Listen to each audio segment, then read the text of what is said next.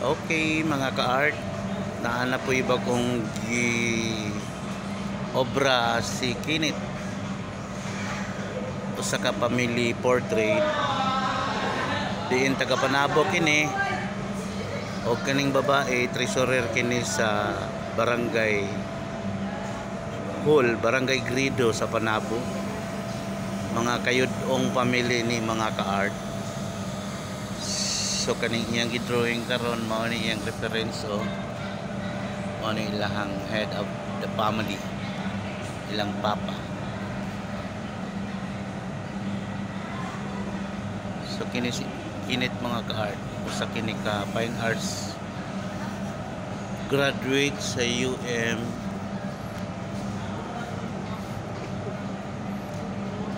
o di ani siya karon og nag-exhibit po ni siya mga ka-art. So katong ingon sa amo nagbasa amo nga dili daw mi kabalo mo grade, nagsalig ra daw mi sa tracing.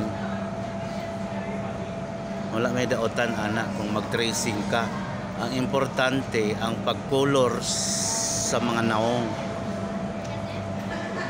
Saon man nimo ng tracing og di po kakabalo mo color sa naong, useless lang gihapon. Depende lang na sa imo ha kung saon nimo pagtirada as a commercial artist. Kini magong amo adiri mga ka-art, pwede ko na mo i-on the spot painting, pero sa amo ang na-experience mas dali manggod ang i-tracing nimo as a commercial art. Alang sa kasayuran sa tanan, ilabi na katong bag-o pa sa painting, duha ka klase ang art. Na ay serious artist, duha ka klase ang artist. Na ay serious artist o commercial artist. Ang serious artist mga ka-art mao katong naga one man show, naga group show ug naga exhibit. Diri sa among gi-combine ang duha, commercial ug ang serious. Kining amo adiri mga ka-art, commercial did ni siya kay ilabi na sa tracing aron madali ang imuhang pagdrawing. Laktod nga pagkasulti mas madali pud imuhang kwarta. So kung magbase ta sa grade manggod dugay, pwede man gani mo on the spot, labi na si Kinit anad ka inig on the spot painting. Kaning nagdrawing ani mga ka-art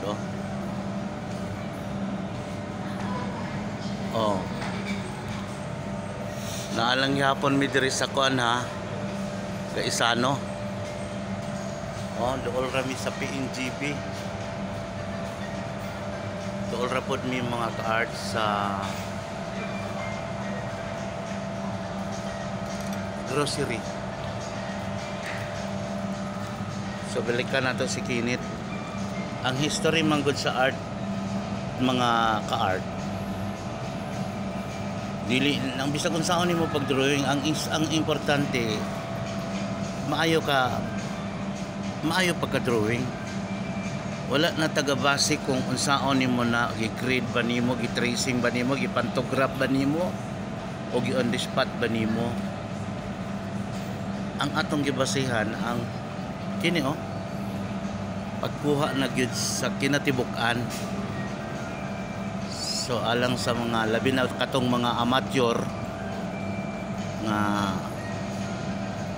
gusto pod makakat-on, ilabi na katong mga young artist nga walay ikabayad sa pagtuon, willing mi motabang sa inyo ha.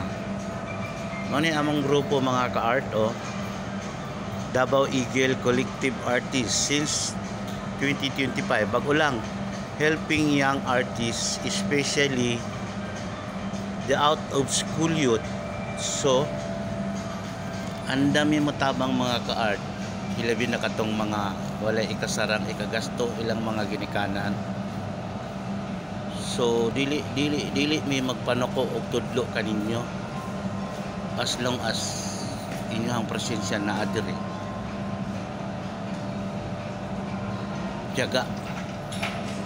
Ang importante ra man gud sa art, mga ka-art, sipag at tiyaga lang yun. Makuha nimo ning inani nga pamaagi, oh. Wala pa gani ni finishing touching, ha. Nara, oh, mo ni ilang mama. Wala pa finishing touching ni, oh. Pagklaro na ani sa antipara, mga ka-art, mura na ning antipara nga tinuod. So dari na lang po tako to, sunod na po nga pamaagi. Thank you.